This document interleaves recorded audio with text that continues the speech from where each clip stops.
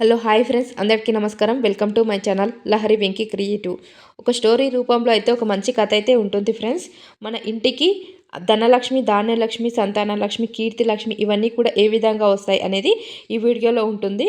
ఇక్కడ చెప్పబోతున్న ఈ స్టోరీ అనేది చాలా మంచిగా ఉంటుంది ఫ్రెండ్స్. ఒక్కసారి అయితే మంచిగా వినండి, ఎక్కడ స్కిప్ చేయకుండా వీడియో అయితే మొత్తం మంచిగా చూడండి. చివరిలో అయితే చాలా బాగా మంచిగా అనిపిస్తుంది ఫ్రెండ్స్. వీడియోని ఎక్కడ స్కిప్ చేయకుండా చూడండి. ఎంతో సుభిక్షంగా రాజ్యపాలన చేస్తున్నాడు. ఆ రాజ్యం ఎప్పుడు కూడా కలకలాడుతుందట. అయితే అటువంటి మహారాజు ఒకరోజు రాత్రి రెండవ జాము అంటే 2 నుండి 3 ఆ ప్రాంతంలో వాళ్ళ పహారా కాస్తుండే. ఇంతకుముందు పహారాలు కాస్తుండే. సో వాళ్ళ ద్వారాల దగ్గర ఎవరు దొంగలు రాకుండా, శత్రువులు రాకుండా పహారా కాస్తుండే. ఆయన అలా పహారా కాస్తున్నాడట. ఆ రాజు సత్యవ్రతుడు అలా దక్షిణ ద్వారం గుండా పహారా చేస్తున్నప్పుడు ఎవరో ఒక దేవతామూర్తి అలా ఆ ద్వారం నుండి, ఆ రాజ్యం నుండి బయటికి పోతున్నట్టు కనిపిస్తుందంట. ఆయన ఆశ్చర్యంగా చూసినట్ట ఆ స్త్రీ వైపు. ఆమెను ఆపి గౌరవంగా, అమ్మా తల్లి, మరి నువ్వు ఎవరు? ఇంత రాత్రి పూట నా రాజ్యాన్ని విడిచి ఎక్కడికి పోతున్నావు అని అడిగాడు. అప్పుడు ఆ స్త్రీమూర్తి అన్నదంట, ఓ రాజా, నేను ధనలక్ష్మిని ఏ ఒక్క చోట కూడా నేను ఎప్పుడు కూడా నిలకడగా లేను. ఇన్ని రోజులు కూడా నీ రాజ్యంలో ఉన్నాను. ఇక ఇక్కడ ఉండడం నా వల్ల కాదు, నన్ను విడిచిపెట్టు, నేను పోతా అన్నదంట.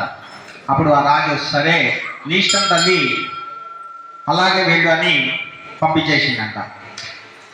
అయితే ఆపడం అంటే నా తరం కాదు, నువ్వు వెళ్ళిరా అని ఆమెను పంపించేసిండు. ఆమె అటు పోయిందో లేదో ఇంకొక ఆమె బయటికి పోతుందంట. మళ్ళీ ఈమెను అడిగిందంట, అమ్మ తల్లి, ఈసారి నువ్వు ఎవరు, నువ్వు ఎక్కడ పోతున్నావు అన్నాడు. అప్పుడు ఆమె అన్నదంట, రాజా, నేను దానలక్ష్మిని. ధనం ఉన్న చోట దానం ఉంటుంది. కాబట్టి ఇప్పుడు నీ రాజ్యంలో ధనలక్ష్మి లేదు. ధన సంపద లేని నీ రాజ్యం ఇప్పుడు నాకు న్యాయం చేయదు అన్నది. సో ధనలక్ష్మి పోయింది కదా. సో ధనమున్న చోట దానం ఉంటుంది. కాబట్టి ధనం లేని చోట నాకు విలువ లేదు. కాబట్టి నేను కూడా ఆ ధనలక్ష్మిని అనుసరించాల్సిందే, నన్ను వెళ్ళలేవు రాజా అన్నాడు. సరే తల్లి సంతోషంగా వెళ్ళానన్నట.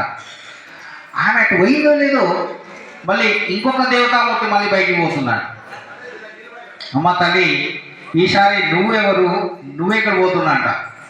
అప్పుడు ఆమె అంట, రాజా, నేను కీర్తికాంతం.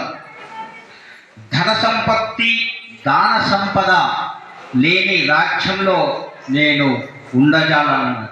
ధనము దానము లేని చోట కీర్తి ప్రతిష్ట లేవు. అంటే ధనం అంటే దానం చేసే పేర్లు వస్తాయి.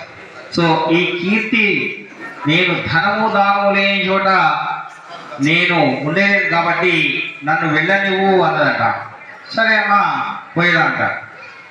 అంతలోనే మళ్ళీ ఇంకొక ఆమె పోతున్నాను. ఇదేంటన్నా అని, అమ్మ ఈసారి నువ్వేకి పోతున్నావు అన్నాడు. అప్పుడు రాజా, నేను శుభాన్ని, సంపద, దానము, కీర్తి లేని ఈ రాజ్యంలో నేను ఉండి ప్రయోజనము లేదు. కాబట్టి నేను వారిని అనుసరించి పోవటమే మంచిది. నన్ను క్షమించు రాజా, నన్ను పోనివ్వు అని అన్నాడు. అంతే కదా. అలా ఇంకా ఏమేమి, సరే పోన్నాడండి. ఆమెను కూడా శుభలక్ష్మి కూడా పొమ్మన్నాడు. ఇంకా ఏమేమి చూడాల్సి వస్తుందో ఏమో ఆయన అనుకొని అలా ఉన్నాడో లేదో ఇంకొక ఆమె పోతుందంట. మళ్ళా, అమ్మా తల్లి, నువ్వు ఇంకా ఈసారి నువ్వెవరమ్మా, నువ్వు కూడా ఎక్కడ పోతున్నావు అన్నాడంట. అప్పుడు ఆమెనంట, ఓ రాజా, నేను సత్యలక్ష్మి.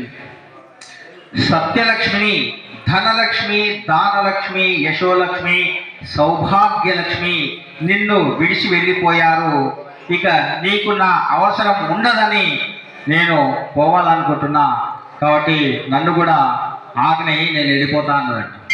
కానీ అప్పుడు ఆ రాజు మాత్రం ఆమె పాదాల పైన పడి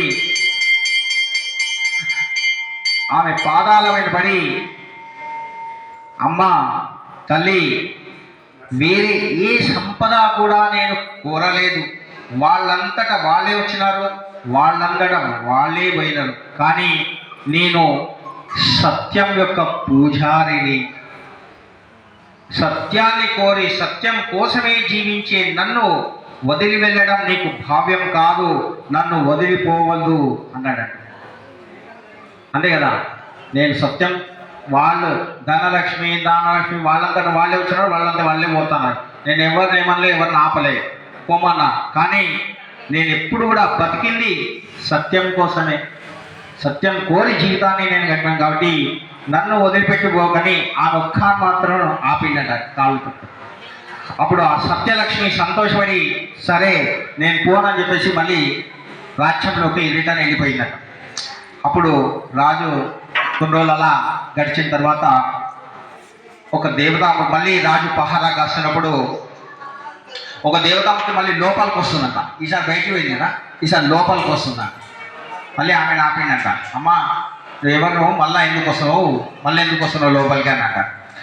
అవును సత్యవ్రత, నేను సత్యం లేను ధనలక్ష్మిని, సత్యం లేని చోట నేను ఉండలేను, అందుకే నేను తిరిగి వస్తున్నాను. అర్థమైందా మీకు? సత్యం లేని చోట నేను ఉండలేను కాబట్టి మళ్ళీ తిరిగి వస్తున్నాను అన్నట్టు. అంతలోనే దానలక్ష్మి, ఆ దైవ యశోలక్ష్మి, సౌభాగ్యలక్ష్మి ఒకరి తర్వాత ఒకరు మళ్ళీ రిటర్న్ వచ్చినారట. అందరు ఆ రాజ్యం మళ్ళీ కళకళలాడి రాజ్యమైంది. అంటే నిజం చెప్పడం నిజంగా ఒక గొప్ప సంపద. ప్రపంచంలో మనకు అబద్ధమే రాజ్యమేలుతున్నట్లు ఉన్నా సరే అంతిమంగా గెలిచేది నిజం, ఇది సత్యం. అందరు అబద్ధాలాడి బాగా వెళ్తారు, కానీ ఎప్పుడైనా సరే లాస్ట్ గెలిచేది నిజం. అంటే సందేహం లేదు. సత్యాన్ని జీవితంలోకి ఆహ్వానించి అడుగున మనం నిజాన్నే ఆయుధం. అంటే సత్యం బ్రూయాత్ ప్రియం ముహ్యాత్ న బ్రూయాత్ సత్యమ ప్రియం ప్రియం జనాత్స్యాం బ్రూయాత్ ఏష ధర్మ సనాతన. అంటే ఎప్పుడు సత్యాన్నే పలకాలి, ప్రియ వచనాలనే పలకాలి. సత్యమైనా సరే అప్రియమైన మాటలను పలకకూడదు. ఎప్పుడు కూడా ప్రియము అయినప్పటికీ కూడా అసత్యాన్ని ఎప్పుడు కూడా మనము పలకకూడదు. ఇదే మన సనాతన ధర్మం. అందమేనమ్మా? జై శ్రీరామ్, జై జై శ్రీరామ్. సో అందరు ఇప్పుడు లేచి